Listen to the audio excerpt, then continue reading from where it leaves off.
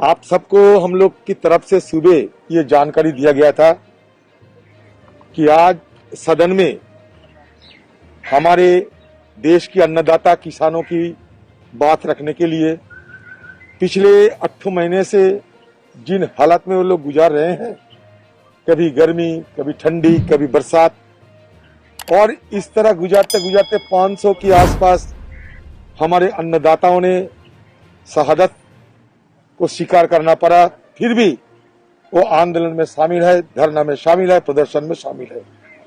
ये सारे मुद्दे को सामने रखकर हम लोग ये सरकार से ये गुजारिश किया था आज सुबह कि पार्लियामेंट में स्थगन प्रस्ताव को स्वीकार करते हुए आप इस विषय पे चर्चा करने का मौका दीजिए, क्योंकि आज किसान भी आए हैं जंतर मंतर में शांतिपूर्ण तरीके से अपना प्रदर्शन करने के लिए।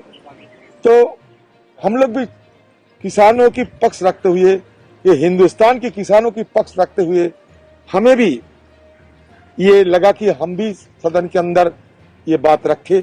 सदन की बाहर हमारे नेता राहुल गांधी जी के नेतृत्व में आज हम गांधी जी की पांव तले प्रदर्शन भी किए हैं। बात एक ही है कि सारे विपक्ष चाहते हैं कि किसान के मुद्दे पे सदन में चर्चा हो। जब मंत्री खड़ा होते हैं तो कहते हैं हम चर्चा के लिए तैयार है, और जब हम स्थगन प्रस्ताव देते हैं तो हमारा स्थगन प्रस्ताव और एक ही मुद्दे पे, वो मुद्दे है किसान के मुद्दे, वो स्वीकार नहीं किया जाता। तो दुमुहिया सियासत ये सरकार खुद कर रही है। सदन के अंदर हमारी बात को माइक में रखने का कोई मौका नहीं मिलता, हमारा फोटो दिखाना भी मना है, सर चारों तरफ पाबंदी लगाए हुए हैं।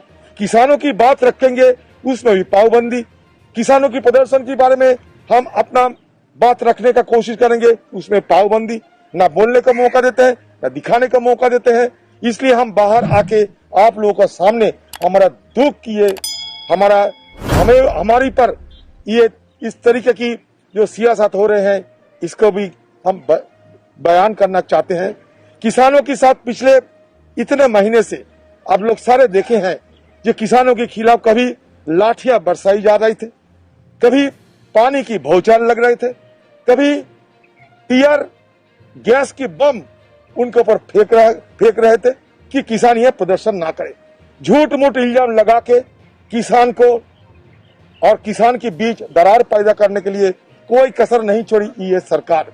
कभी कहा कि ये लोग खालिस्तानी है, कभी कहा कि ये लोग पाकिस्तानी है, कभी कहा कि ये लोग देशद्रोही है। तो देशद्रोही कौन है?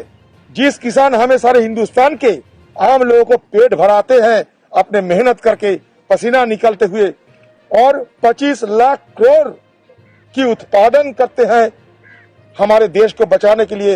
हमारा देश आज खाद्यान्न में स्वनिर्भर हुए हैं ये किसानों की वजह से।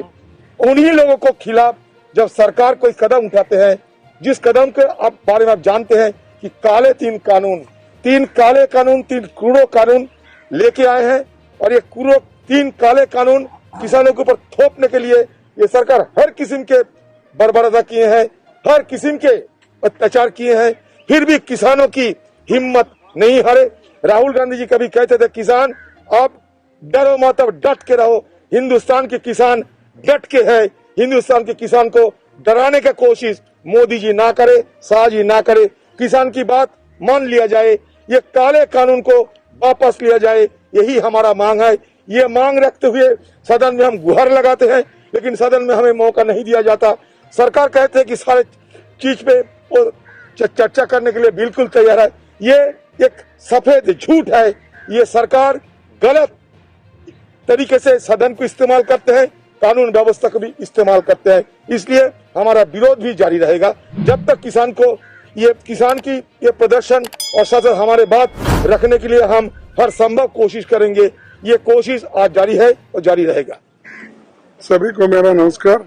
देखिए, आज किसान 238 दिन से यानी 26 नवंबर 2020 से दिल्ली के सीमा पर बैठा है, और उनका यही डिमांड है कि जो 3 काले कानून है, उन 3 काले कानूनों को वापिस लिया जाए, रद्द किया जाए और यथास्थिति जो परिस्थिति पहले थी उस ढंग से चलना चाहिए था। तोमर साहब, नरेंद्र मोदी साहब और उनके सभी साथी लोग यही कहते आ रहे कि इन 3 कानूनों से कोई नुकसान नहीं है और उसमें क्या कमियां हैं बता दीजिए, वे हमेशा कह रहे हैं। अरे हम बताने को तैयार हैं, पहले भी बताए हैं, जब बिल आया उस वक्त भी बताए हैं, उसके बाद में भी जब चर्चाएं आई या पार्लियामेंट में या लोकसभा में उस वक्त भी हमने कहा है और आज भी हम चर्चा करने के लिए तैयार है। इसमें क्या खामियां है हम बता देंगे।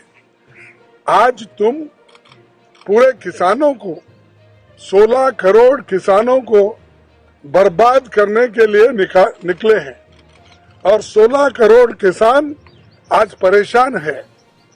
किसके हाथ में आप पूरी जमीन देना चाहते हैं? पहले तो पूरे जमींदार बड़े बड़े राजा रजवाड़े, देशमुख, देशपांडे ऐसे लोगों में था, लेकिन जब इंदिरा गांधी जी ने लैंड रिफॉर्म्स लाया, उस एक्ट को जारी करके करोड़ों लोगों को जमीन देने की व्यवस्था की और वो छोटे छोटे किसानों के जमीन भी आप खींच लेना चाहते हैं। इस देश में 86% छोटे किसानदार हैं और उनको परेशान कर रहे हैं और दूसरी तरफ ये कहते हैं कि हम किसान के लिए सब कुछ करने के लिए तैयार है, किसान मजदूर के लिए सब कुछ करने के लिए तैयार है, हम सब्सिडी दे रहे हैं। ये सारी बातें एक तरफ कहते हैं और दूसरी तरफ उनके सारे हकूक को छीन ले रहे हैं। एमएसपी छीन ले रहे हैं, मंडी को खत्म कर रहे हैं, एसेंशियल कमोडिटीज को, ये 1959 में लाया हुआ कानून है। क्यों लाए थे? कि आप हमको या जो मजदूर है, काम करने वाले लोग हैं, उनको फेयर प्राइस शॉप में उसको कीमत, वाजबी कीमत मिले, लोगों को, कंज्यूमर्स को, कोई भी ब्लैक मार्केटिंग न करे, स्टॉक ज्यादा न रखे ताकि गरीबों को फायदा हो। लेकिन इन्होंने क्या किया? इन्होंने बड़े अमीरों के लिए बड़े बड़े गोडाउन खुलवा के उसमें भर्ती करके रखने के लिए कहा और गरीबों को तंग करके आज जो इन्फ्लेशन बढ़ रहा है उसकी ये भी वजह है, क्योंकि उन्होंने हमेशा ये ब्लैक मार्केटर को पिछले की सरकार पकड़ने की कोशिश की, तो ये सरकार उनको छोड़ने की कोशिश कर रही और ये भी कह रही कि जो एसेंशियल चीजें हैं, जो पल्सेस हो, एडिबल ऑयल हो, दूसरा चीज, ये सारी चीजों को इजाजत दी गई है, वो कितना भी रख ले सकते हैं। तो ऐसे 3 कानून लाके परेशान कर रहे हैं।